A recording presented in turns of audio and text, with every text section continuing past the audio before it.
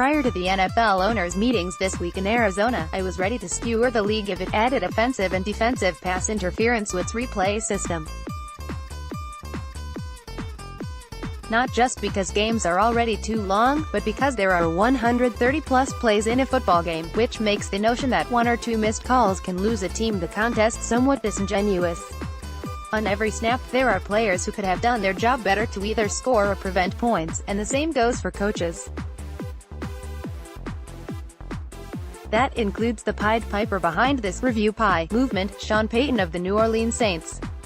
I can't help but wonder if he is gleefully using the catalyst for it all, the now infamous third-down non-call against Nico Roby-Coleman in the NFC Championship game in January, as a convenient front asterisk for his failure to run the ball twice and set up a game-winning field goal as time expired. Asterisk, by the way, nothing that happened during the 4 days I spent at the meetings made me change my mind about Payton. If anything, the fact he arrived early to the 8:15 a.m. coaches' media breakfast on Tuesday and held court for nearly an hour stumping for the rule only solidified my belief he has successfully deflected criticism that would have otherwise come his way. Saints coach Sean Payton helped successfully lobby a major rule change for the 2019 season involving pass interference plays. AP, yet, by the time the week was over, and the league's 32 owners left in their cavalcade of oversized, dark-tinted SUVs, I'd shifted my thinking from, "there's no need to make pass interference reviewable," to, "oh what the hell, let's do it, this is gonna be more fun than I thought." And a big reason for the attitude shift was seeing the number of heavy hitters in the coaching ranks who stumped for the expansion of replay over the course of the week with Payton. We're talking Bill Belichick, Andy Reid, Mike Tomlin, Jason Garrett. That's over 60 years of head coaching experience, and they all wanted it. They fought for it and, after some wrangling with a group of owners who appeared to have some anti-replay sentiment, pushed through a proposal making all pass interference penalties reviewable, even non-calls. The proposal is reasonable. For those worried about games going too long, coaches can do it a maximum of only twice per game. In the final 2 minutes of each half, those calls will be subject to a booth review. What's more, the rule changes for only the 2019 season, which means the league can either tweak it or scrap it after the year if it's a failure. And that's a good thing because there's a chance it could be.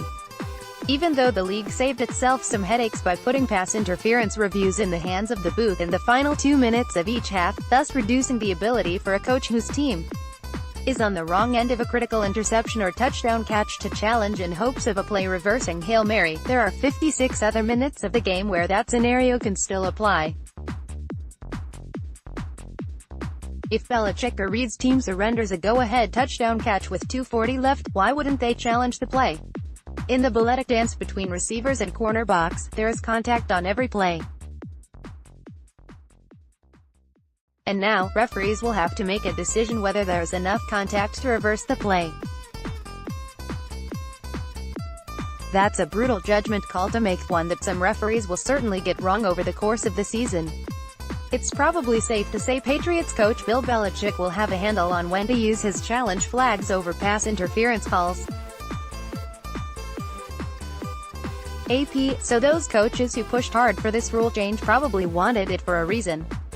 And while some of them probably got behind it because it sounds like the right thing to do, after all, getting calls right should be a priority, I wonder if others did it because it can serve as another mechanism to separate the good from the middling.